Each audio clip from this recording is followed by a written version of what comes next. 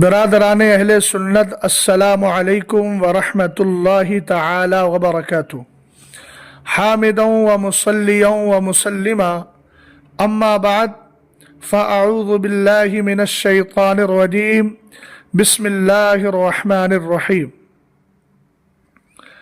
الذین یأکلون الربا لا یقومون الا کما یقوم الذی یتخبطہ الشیطان من المس۔ صدق اللہ العظیم وصدق رسولہ النبی الامین المتین المعین الکریم۔ بارگاہ رسالت مآب صلی اللہ تعالی علیہ وسلم میں درود و سلام کا ہدیہ پیش کریں۔ اللہ رب محمد صلی اللہ علیہ وسلم نحن عباد محمد صلی اللہ علیہ وسلم صلاۃ و سلام علیک یا رسول اللہ صلی اللہ تعالی علیہ وسلم۔ کام وہ لے لیجئے تم کو جو راضی کرے، ٹھیک ہو نام رضا تم پہ کروڑوں درود۔ اہل سنت کا ہے بیڑا پار، اصحاب حضور نجم ہے اور ناؤ ہے عطرت رسول اللہ کی۔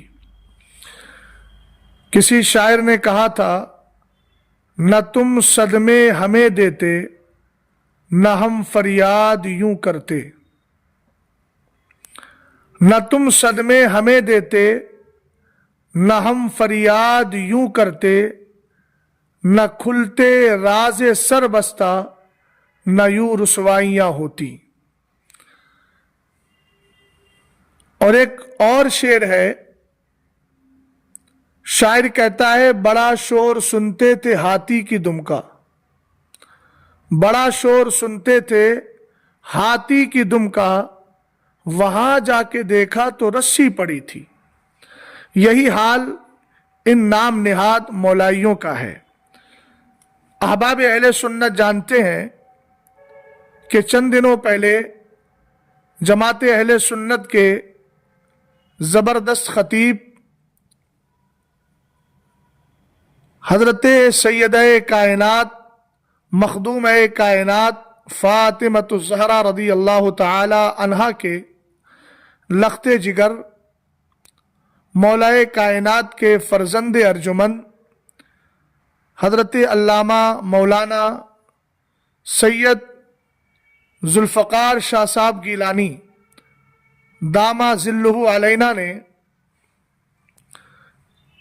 نام نہاد مولائی اور رافضی ٹکڑوں پر پلنے والے صداقت علی فریدی کا تعاقب کیا تھا، اور اس شخص کے ساتھ گفتگو کرنے کے لیے آپ نے کھلا چیلنج دیا، اور خود لاہور کی پاکیزہ گلیوں میں اور وہاں کے مقامات پر جا کر اس کو دعوت سخن دیتے رہے، مگر وہ شخص بیٹھنا تو دور کی بات اپنا چہرہ دکھانے تک کے لیے تیار نہیں ہوا، جبکہ اس شخص کے ہم خیال ہم مزاج لوگ جیسے یاسین منہاجی اور بھی دیگر حضرات نے اس کو منانے تیار کرنے کی کوشش کی، مگر وہ گھوڑیوں کے علاج کا بہانہ کرتے ہوئے سرکار علیہ الصلاۃ والسلام کی پاکیزہ اولاد کے سامنے بیٹھنے کے لیے تیار نہیں ہوا۔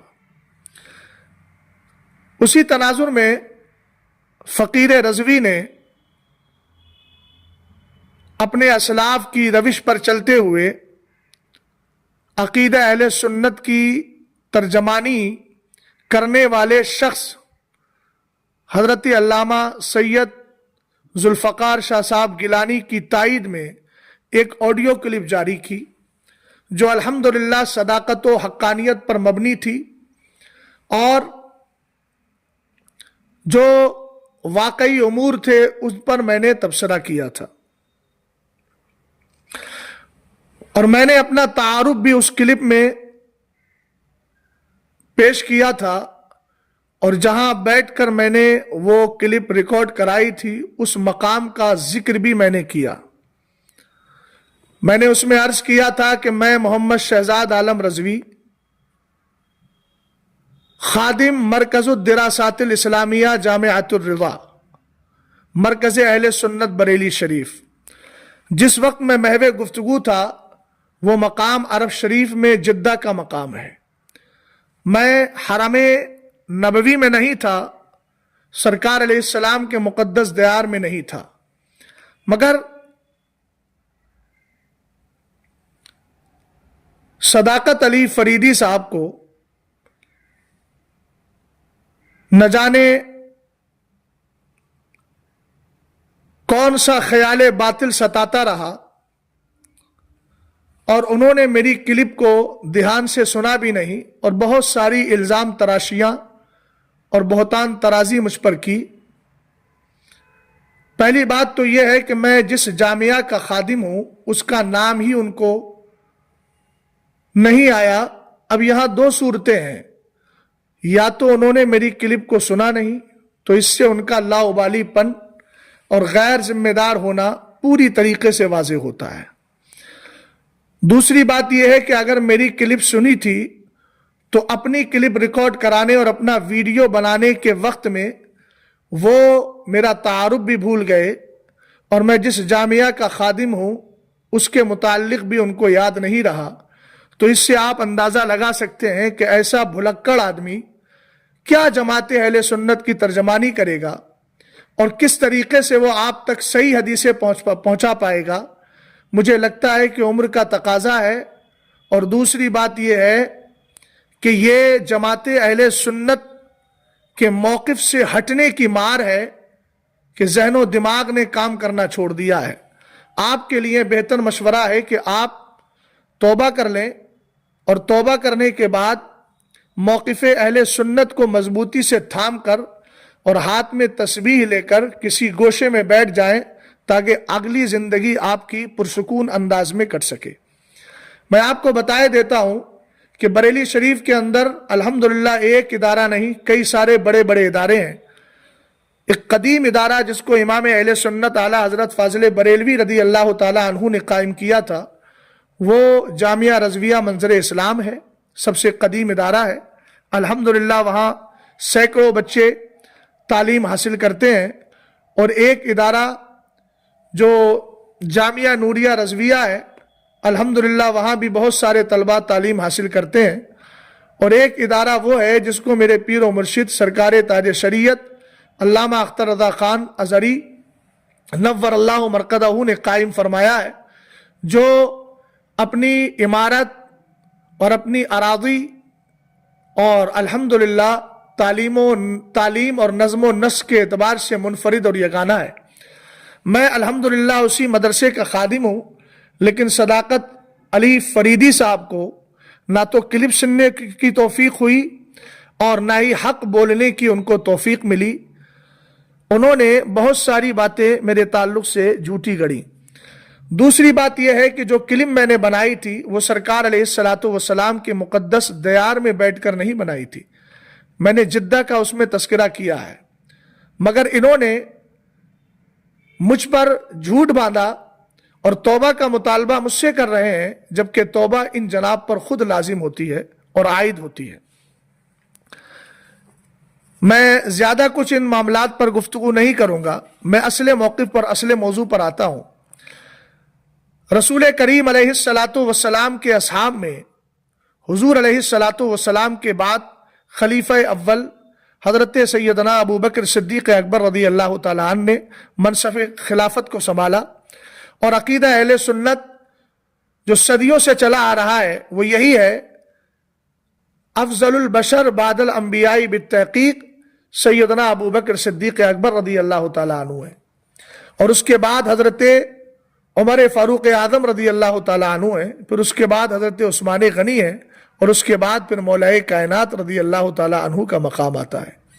یہ عقیدہ اہل سنت صدیوں سے چلا آ رہا ہے، مگر رافضی فکر کو بڑھاوا دینے اور رافضیوں کے ٹکڑوں پر پلنے والے ان مولویوں کو 1400 سال تقریباً پرانے عقیدے پر شبخون مارنے کی نہ جانے کہاں سے فکر پیدا ہو گئی، اور انہوں نے عقیدہ اہل سنت پر العیاذ باللہ بے شمار حملے کیے، اور اس کے تعلق سے ایسی جھوٹی کتابیں لکھی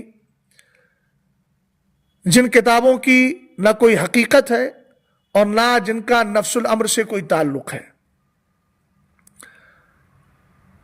رسول کریم علیہ الصلاۃ والسلام نے جو اسلام کی بنیاد ذکر فرمائی اور جس کے حوالے سے میں نے گفتگو کی تھی، صداقت علی فریدی صاحب جو میرا ایڈریس ہی بھول گئے، ان کو میری پڑھی ہوئی حدیث کیسے یاد رہ سکتی تھی؟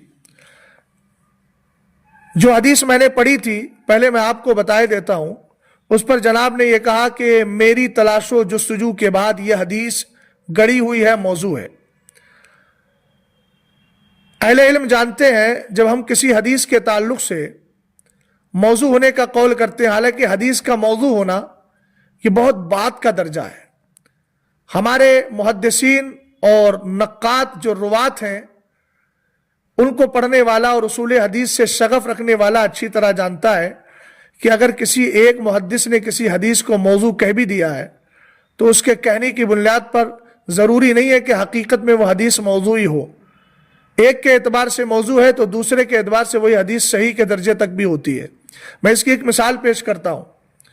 ایک حدیث پاک ہے، حب الوطنی من الایمان۔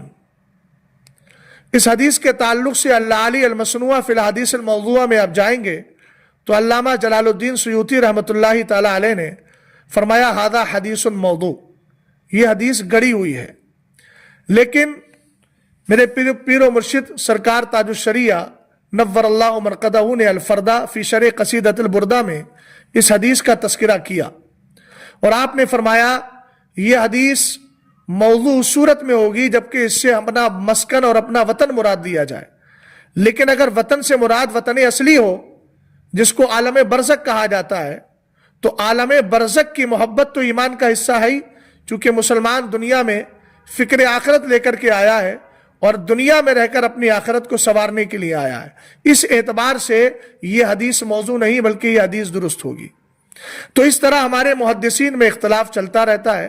بہرحال یہ صداقت علی فریدی صاحب کی جرأت بیجا ہے کہ انہوں نے اس حدیث کو گڑا ہوا کہا، اور اگر کہہ دیا تھا تو کم سے کم آپ کو ان محدثین یا ان اصولیین کی عبارت پیش کرنا چاہیے تھی۔ جناب نے بڑی چالاکی اور مکر و فریب سے کام لیا اور کیا کیا کہ اس کو حافظ ذہبی نے اور فلاں نے موضوع لکھا ہے، لیکن کون سی کتاب میں لکھا ہے؟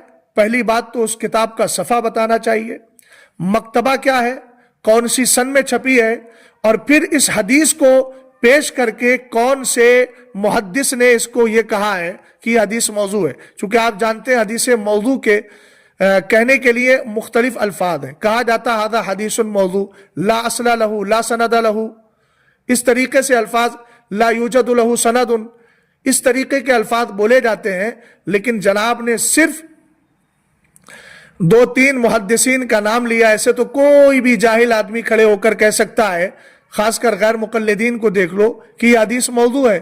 ہمارے اہل سنت والجماعت کے عقیدے کے تعلق سے ہم کوئی حدیث پیش کریں اور وہ یہ کہہ دے کہ یہ حدیث موضوع ہے، اس سے کہا جائے کہاں ہے تو وہ کہتے ہیں امام بخاری نے لکھا ہے، امام احمد ابن حنبل نے لکھا ہے، یحییٰ ابن معین نے لکھا ہے، یحییٰ ابن قطان نے لکھا ہے، اس طریقے سے 2-4 نام گنا دے۔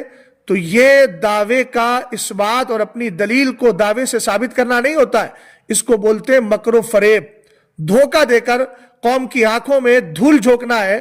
صداقت علی فریدی صاحب، اگر آپ میں دمخم ہے، آپ کی زبان میں بات کر رہا ہوں، تو پھر آپ اس کی صحیح طور پر سند پیش کیجئے، اور کس کتاب میں کس محدث نے اس کو حدیث کو موضوع لکھا ہے ان کا باقاعدہ متن بھی پڑھیے، اصل عبارت بھی پڑھیے، صفحہ بھی بتائیے، کتاب کا نام بھی بتائیے۔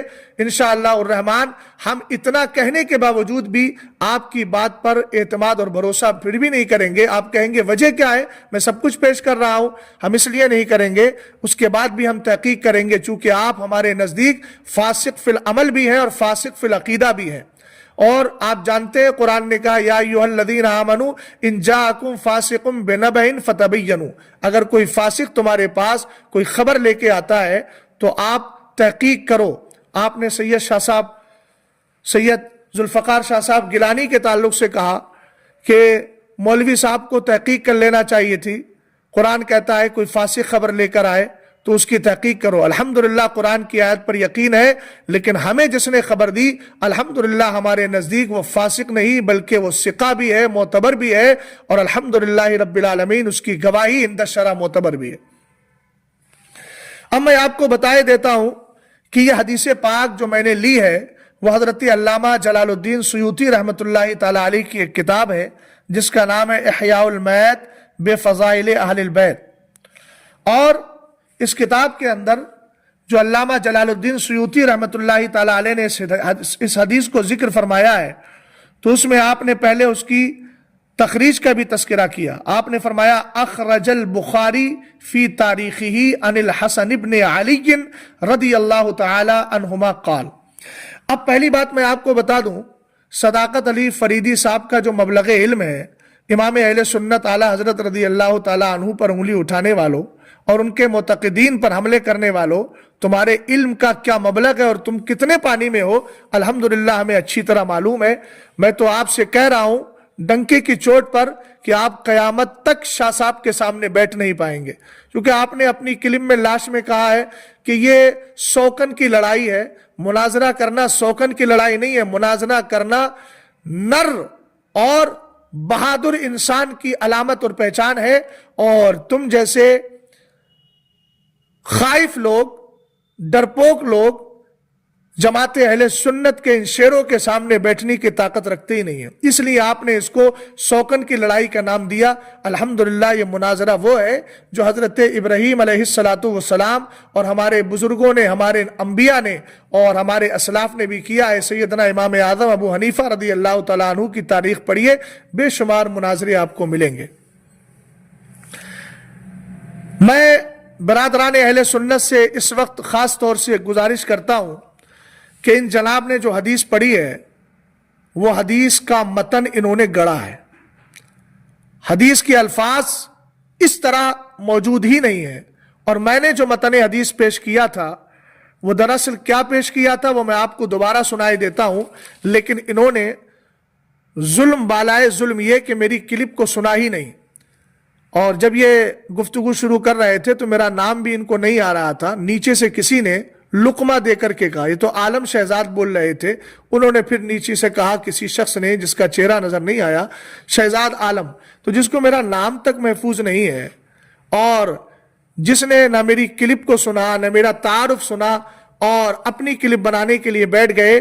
میں اپنے اس ملک کے سنی برادران سے کہوں گا کہ ایسے نیم رافضیوں کی بات پر قطعاً کان نہ دھریں، چونکہ وہی لوگ ہیں جن کے بارے میں سرکار علیہ السلام نے فرمایا یکون فی آخر الزمان دجالون کذابون یاتونکم من الاحادیث بما لم تسمعوا انتم ولا آباؤکم فإیاکم وإیاہم لا یضلونکم ولا یفتنونکم. سرکار علیہ السلام نے فرمایا تھا میری قوم میں آخر زمانے میں میری امت میں ایسے لوگ پیدا ہوں گے جو جھوٹے ہوں گے، مکر و فریب کرنے والے ہوں گے، تمہارے پاس ایسی باتیں لے کر آئیں گے جو نہ تم نے سنی ہوں گی نہ تمہارے باپ دادا نے. ان سے بچ کے رہنا، یہ تمہیں گمراہ نہ کر دے، فتنے میں مبتلا نہ کر دے. چونکہ ہمارا بزرگوں کا اور ہمارے اسلاف کا باپ دادا، لکڑ دادا، سکڑ دادا کا یہی عقیدہ رہا ہے کہ اللہ تعالیٰ نے نبی اور رسولوں کے بعد افضل البشر ابو بکر صدیق اکبر رضی اللہ تعالیٰ عنہ کو بنایا، اور اس کے بعد حضرت عمر فاروق اعظم کا درجہ آتا ہے.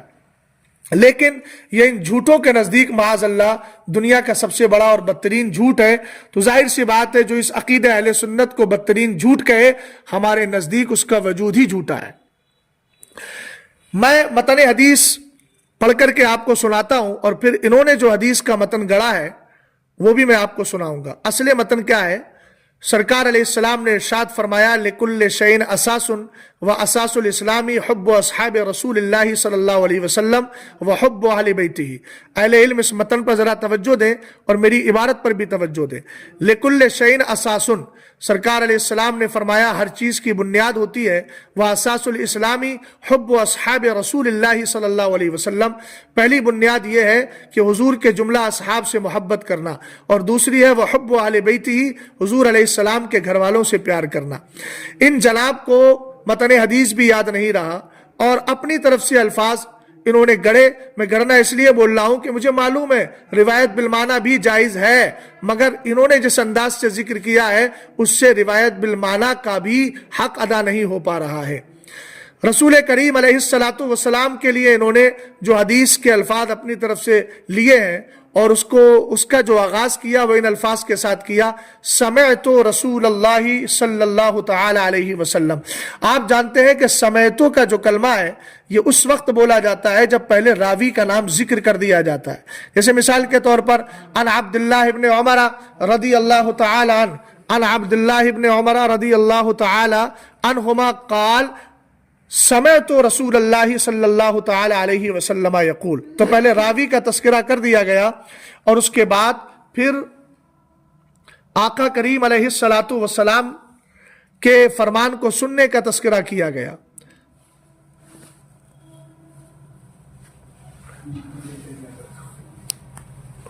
آقا کریم علیہ السلام کے صحابی یوں کہیں گے جیسے عبداللہ ابن مسعود رضی اللہ تعالی عنہما قال سمعت رسول اللہ صلی اللہ علیہ وسلم یقول. یہ انداز ہوتا ہے، مگر جناب نے راوی کا تذکرہ نہیں کیا. سمعت رسول اللہ، متکلم سے مراد کون ہے یہ ان جناب سے پوچھئے. ایک بات. دوسری بات جو ہے، انہوں نے حدیث کا متن پڑھا ہے لِكُلِّ شَيْءٍ أَسَاسٌ وَأَسَاسُ الدِّينِ حُبُّنَا أَهْلُ الْبَيْتِ وَأَصْحَابِهِ.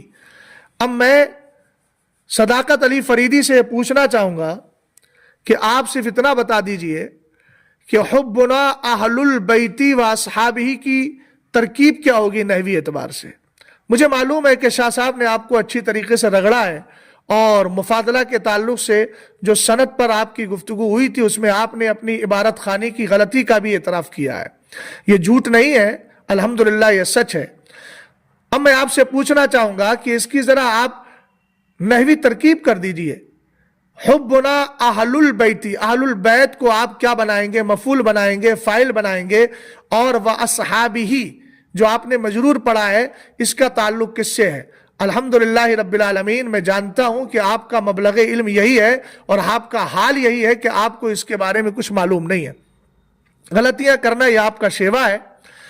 دوسری بات یہ ہے کہ آپ نے اعلیٰ حضرت امام اہل سنت رضی اللہ تعالیٰ عنہ کے تعلق سے یہ کہا کہ ہمیں لوگ مخالف سمجھتے ہیں بریلی کا، اور اس کے بعد آپ نے بہت سارے جملے ایسے بولے جس سے ہمیں یہ پروف دینے کی ضرورت ہی نہیں ہے کہ آپ بریلی کے مخالف ہیں. اور آپ بریلی شہر کے مخالف نہیں، دراصل آپ بریلی شہر میں بسنے والی امام کی ذات اعلیٰ حضرت فاضل بریلوی رضی اللہ تعالیٰ عنہ کے عقائد و نظریات کے آپ جو ہے مخالف ہیں. آپ نے اپنی گفتگو میں ایک جملہ بولا کہ اعلیٰ حضرت علیہ الرحمہ کے گڑے ہوئے تصور دین کو، تو اعلیٰ حضرت علیہ الرحمہ کے گڑے ہوئے تصور دین، میں آپ سے اب اپنی انداز میں گفتگو کر رہا ہوں. آپ میں دمخم ہے اور آپ جب تک زندہ ہیں تب تک آپ کو چیلنج ہے کہ اعلیٰ حضرت امام اہل سنت رضی اللہ تعالیٰ عنہ کے ایک بھی مسئلے کو، چاہے وہ باب عقائد سے ہو یا باب اعمال سے ہو، کسی ایک نظریے کو بھی، ایک عقیدے کو بھی، ایک موقف کو بھی آپ جماعت اہل سنت اور فقہ حنفی کے خلاف ثابت کر کے دکھائیں.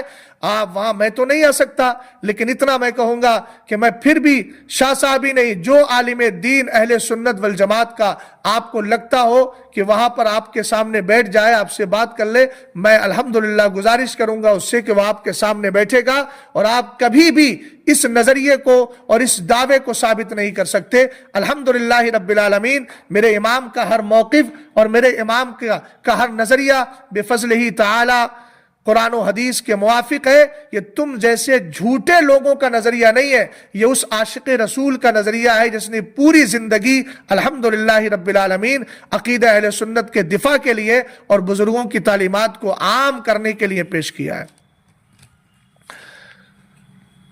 بس میں اسی بات پر گفتگو کا اختتام کرتا ہوں اور جماعت اہل سنت سے جہاں جہاں بھی جماعت اہل سنت کے افراد رہتے بستے ہیں ان سے میں گزارش کروں گا کہ ان نام نہاد مولائیوں سے دور رہیں. یہ مکر و فریب، چال بازیاں، دھوکے بازیاں اور दरोग गोई इन सारी चीज़ों से काम लेते हैं और जमात अहले सुन्नत के अफराद से जुड़े रहे।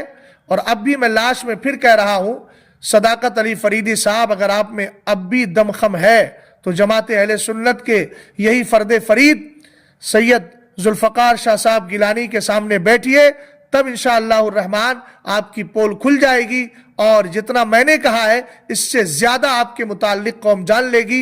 इस्लाम जिंदाबाद, मुसलमान पाइंदाबाद। वादी रजा की कोहे हिमालय रजा का है, जिस समत देखिए वो इलाका रजा का है।